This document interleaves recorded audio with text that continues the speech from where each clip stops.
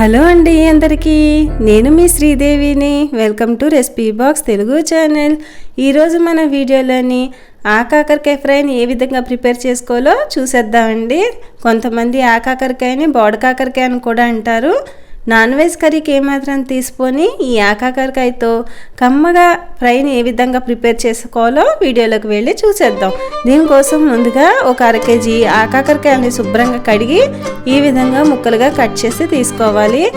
లేత ఆకాకరకాయలు అయితే ఫ్రై చాలా బాగుంటుందండి. ఒకవేళ ముదిరిపోయి ఉంటే కనుక లోపల గింజలు మీకు ఇష్టం లేకపోతే తీసేసుకోవచ్చు. ఇప్పుడు స్టవ్ పైన గిన్నెను పెట్టుకుని ఆయిల్ వేసుకోవాలి. ఆయిల్ హీట్ ఎక్కిన తర్వాత ఆవాలు, జీలకర్ర వేసుకుని చిటపటలాడేంత వరకు వేయించుకోవాలి.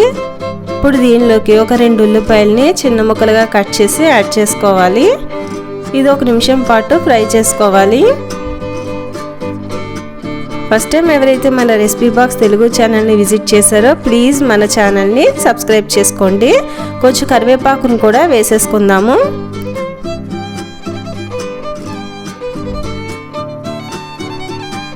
ఇలా కొంచెం ఫ్రై అయిన తర్వాత దీనిలోకి ఒక 1/2 స్పూన్ వరకు అల్లం వెల్లుల్లి పేస్ట్ యాడ్ చేసుకోవాలి.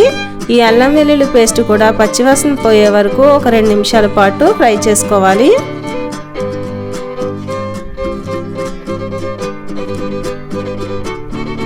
అల్లం వెల్లుల్లి పేస్ట్ కూడా వేగిపోయింది. ఇప్పుడు మనం సన్నగా కట్ చేసుకున్న ఈ ఆకాకరకాయ ముక్కల్ని ఇందులోకి వేసేసుకోవాలి. ఇదంతా కూడా ఒకసారి ఇలా బాగా కలుపుకోవాలి. ఇలా ఒకసారి మొత్తం అంతా కలుపుకున్న తర్వాత దీంట్లోకి సాల్ట్ కూడా యాడ్ చేసేసుకోవాలి. సాల్ట్ వేసుకుని మరొకసారి కలిపేసుకుందాం. ఇలా కలుపుకున్న తర్వాత మూత పెట్టేసుకుని ఒక 2 మినిట్స్ పాటు ఫ్రై చేసుకోవాలి. 2 మినిట్స్ తర్వాత ఒకసారి మూత ఓపెన్ చేసి మరొకసారి కలిపేసుకుందాము. ఇలా మధ్య మధ్యలో కలుపుకుంటూ ఉండాలండి. మూత పెట్టేద్దాం. మూత ఓపెన్ చేసి మరొకసారి కలిపేసుకుందాం.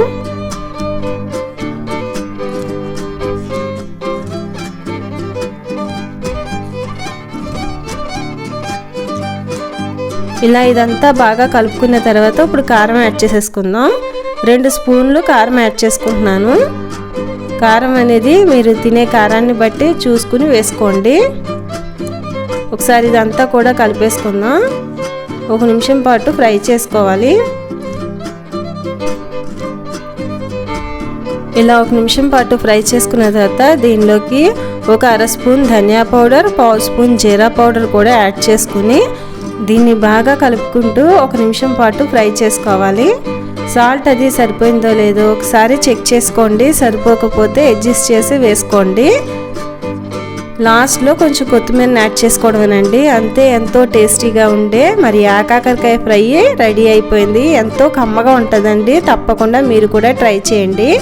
ట్రై చేసి ఎలా వచ్చిందో కమెంట్ సెక్షన్లో కమెంట్ చేయండి. మరి నేను చేసిన ఈ రెసిపీ మీకు నచ్చినట్లయితే ప్లీజ్ లైక్ చేయండి. మీ ఫ్రెండ్స్కి, ఫ్యామిలీ మెంబర్స్కి ఈ వీడియోని షేర్ చేయండి. మరొక మంచి రెసిపీతో నేను నెక్స్ట్ వీడియోలో కలుస్తాను. Thank you for watching.